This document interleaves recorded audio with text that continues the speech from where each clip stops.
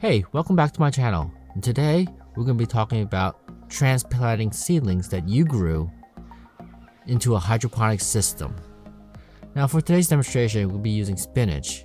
Now, these spinach that I have right behind me have been growing at least 3 weeks indoors, and their second leaves have been just germinating in the past week, and they've been tempered to the outdoor environment.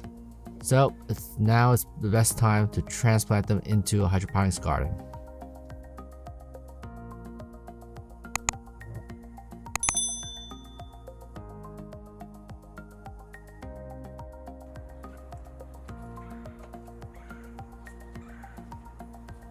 For today's demonstration, we're going to be using regular old spinach. These are seedlings that grew from seeds indoors. You also need a couple of trays of water. You also need a tray to use to break apart your plant from the soil. So in this case, I happen to have an egg carton from this morning's breakfast. It also helps if you decide what kind of container you want to transfer your plant in. In this case, we're using 3.75-inch netting pots. It also helps if you have a second container of a pre-measured amount of the medium you can transfer into your plant. For step 2, removing the plant from its current home. In this case, we want to be extra careful of how we transfer the plant. Last thing we want to do is damage any leaves or the roots.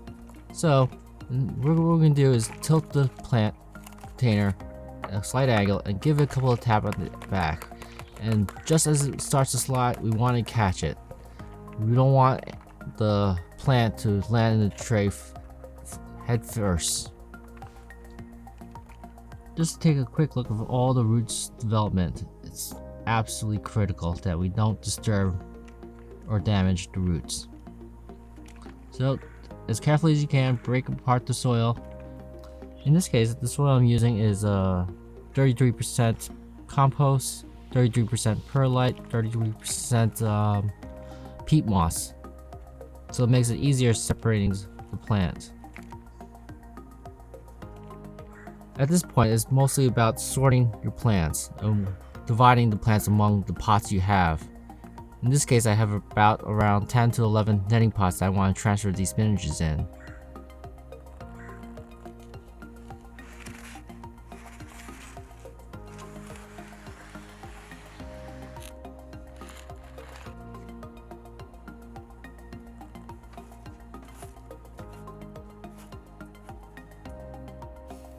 Here I have a bundle of spinach. It's perfect to be separated into 2 components.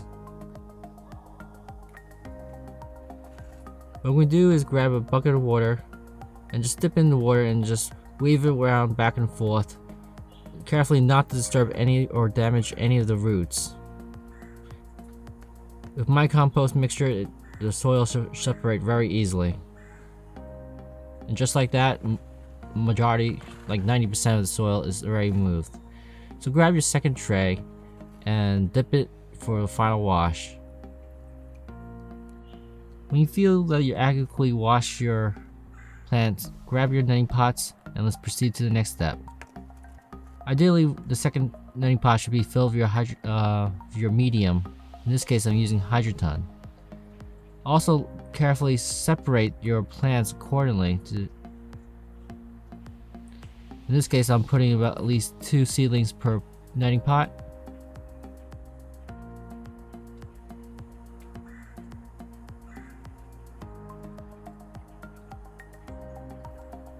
With these seedlings, you can see how well and how extensive the root development system is.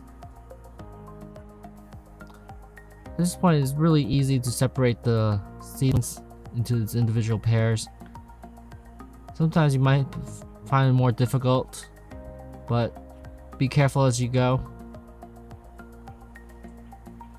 So now we're going to roll up your sleeves and grab the seedling in like a forceps like fashion with the roots exposed below.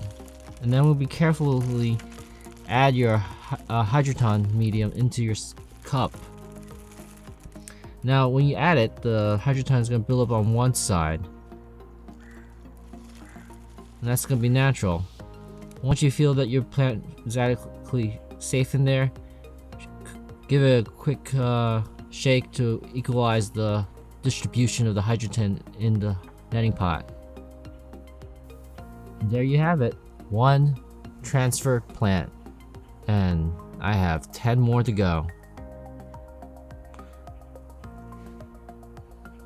So with the other seedling, I'm going to quickly demonstrate how to do this process over again. It's pretty simple once you nail it, the basics down. Just transfer your hydroton medium in a pot, and while you do this, try to avoid hitting any of the leaves or damaging any of the roots. And there you have it, 2 separated seedlings. In some cases you might need to add more hydroton medium, but this is sufficient for me, my uses. So alright, I'm going to fast forward through the rest of the transplant. So basically I have about 9 more netting pots, and I need to divide these remaining spinaches into them.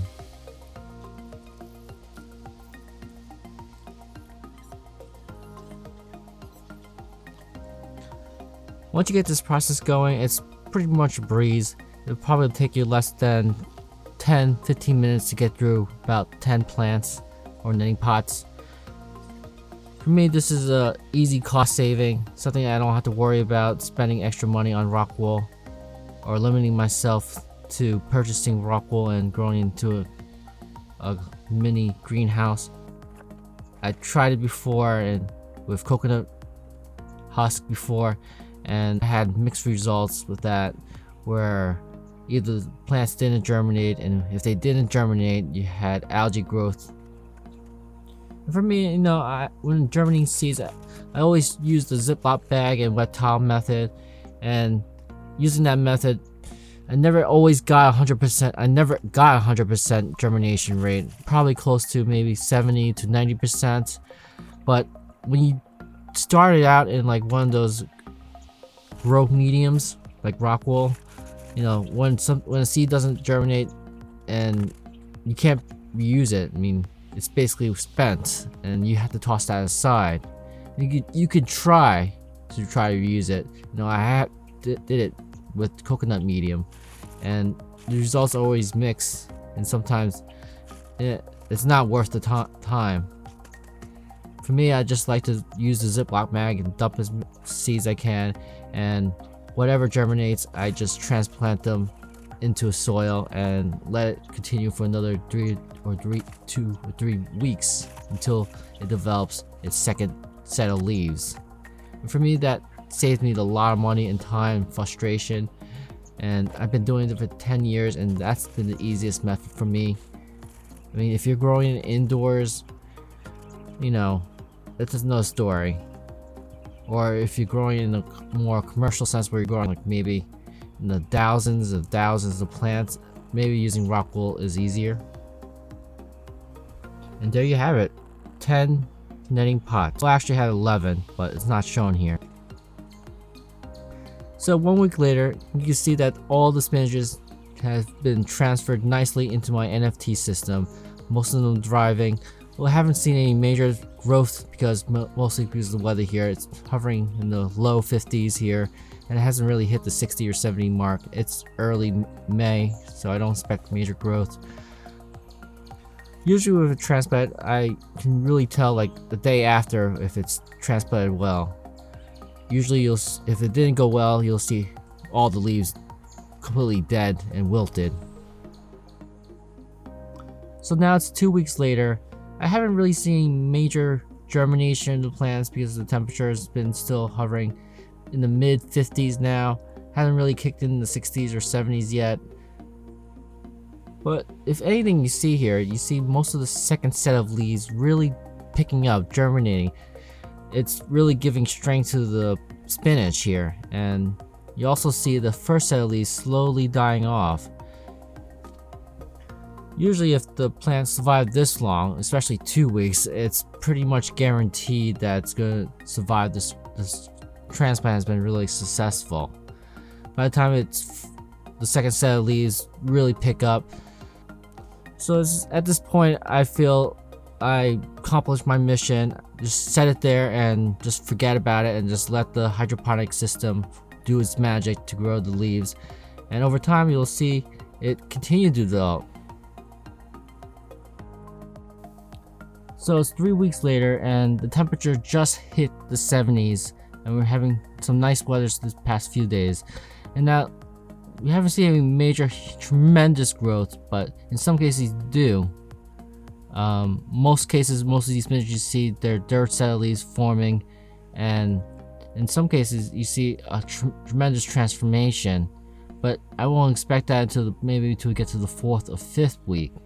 But so far these spinaches have been doing so well, and transplanting them into a hydroponics garden naked without a growing medium like a Rockwool definitely isn't really needed in this case.